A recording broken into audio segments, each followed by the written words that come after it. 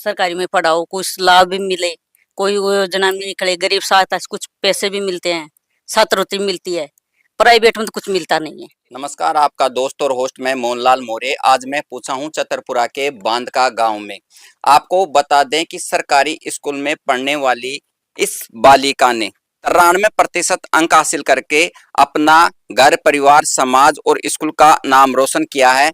इस बालिका के पिताजी ड्राइवर हैं और माताजी गलीचा बनाती है। इनसे भी हम जानने का प्रयास करेंगे कि इन्होंने किस तरह से पढ़ाई की और इनके सामने कौन कौन सी चुनौतियां आई। सबसे पहले तो आपको बहुत बहुत बधाई एवं ढेर सारी शुभकामनाएं। Thank you sir. अच्छा, आप कितने घंटे पढ़ाई करती थी? 3-4 घंटे। अच्छा, आप ये बताइए कि आप बड़ी होके क्या बनना चाहती हैं? डॉक्टर। आप डॉक्टरी क्यों बनना चाहती हैं? क्योंकि जिससे लोगों का इलाज हो सके और कोई भी रोगग्रस्त ना रहे। अच्छा, परीक्षा के दौरान आप जब परीक्षा देने जाती थी तो उस समय आपके माइंड में या मन में कोई ऐसे विचार आया था कि किस तरह से एग्जाम देंगे, या डिप्रेशन या कोई तनाव वगैरह रहा? नहीं। अच्छा, आपके पापा ड्राइवर हैं, माताजी गलीचा बनाती हैं, तो आप घर का कामकाज करती थी? थोड़ा बहुत करती थी। थोड़ा बहुत क्या करती थी? बर्तन मांजती थी या रोटी बनाती थी या चाय बनाती थी? क्या करती थी आप? झाड़ू लगाती थी? चाय बनाती थी। अच्छा, आपको चाय बनानी आती है? हाँ। हाँ। और क्या क्या काम आते हैं आपको घर के? सभी काम आते हैं।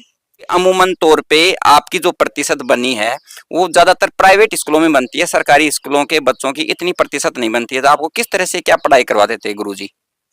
हमें सभी टीचर अच्छा पढ़ाते थे। अच्छा, ऐसा कौन सा सब्जेक्ट है जिसको पढ़ने में आपको आनंद आता था? साइंस।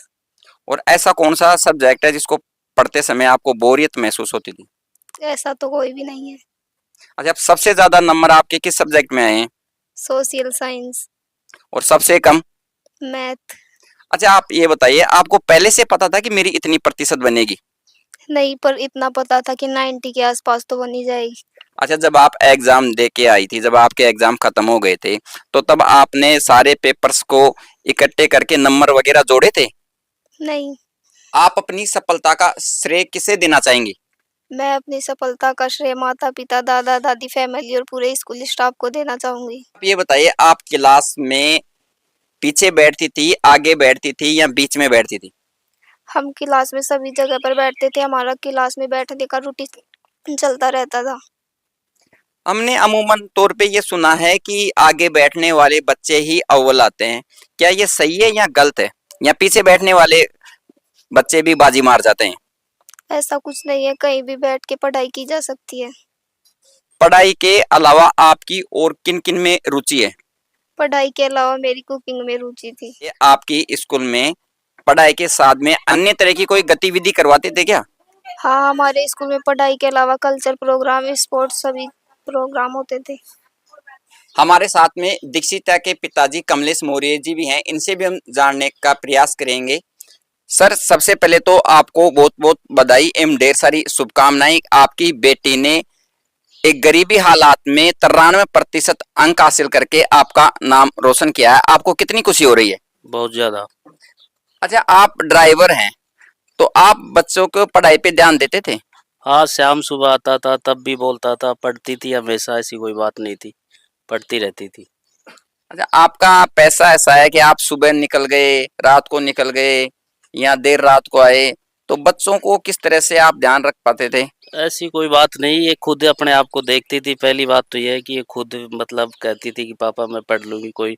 मैं जैसे भी आता था वैसे पढ़ती रहती थी। स्कूल में भी टाइम पे जाना, टाइम पे आना, हर चीज़।